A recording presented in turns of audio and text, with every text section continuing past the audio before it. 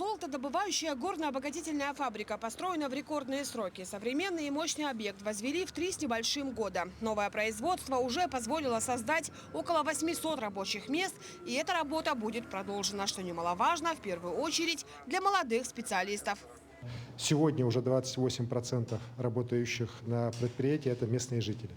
Уверен, что эта цифра будет только расти. И, конечно, мы с руководством Полиметалла по этому вопросу уже продуктивно и эффективно работаем. В пробирно-аналитической лаборатории участка Нежданинский обеспечивают оперативный и качественный анализ проб на содержание золота. Химическая лаборатория – обязательный спутник добывающих предприятий. Без нее не смогут пройти ни разведка, ни эксплуатация месторождений. Работают здесь и молодые специалисты. Ребята не боятся сюда идти. Для них созданы и современные условия, и комфорт для вахтовой жизни.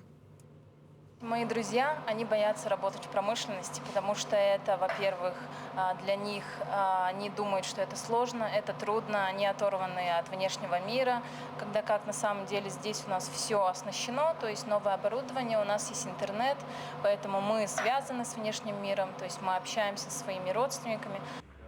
Процесс управления фабрикой всеми ее механизмами находится в этой операторской. Автоматизация работы – это в первую очередь исключение в каких-либо моментах человеческой ошибки, а также ускорение работы фабрики.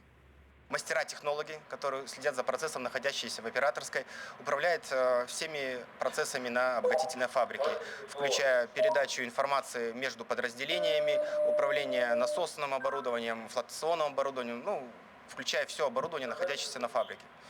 Фабрика только начинает набирать свои обороты. Сегодня производительность нового объекта более 5 тонн золота в год. До конца 2022 года планируется выйти на полную проектную мощность. И, конечно, большое значение во время всего этого процесса будут иметь экологическая безопасность, которая волнует жителей района.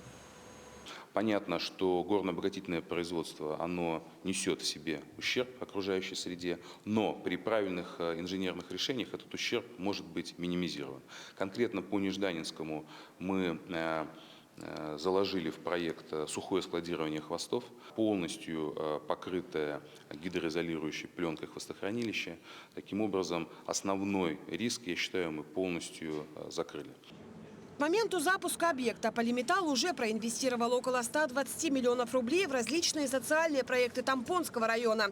И эта работа будет продолжена, в том числе и по обучению и привлечению местных кадров в промышленность. Кроме того, за весь срок реализации этого проекта республика получит миллиардные налоговые отчисления, что также положительно скажется на повышении качества жизни якутян. Ульяна Шагина, Григорий Николаев, Якутск, Тампонский район.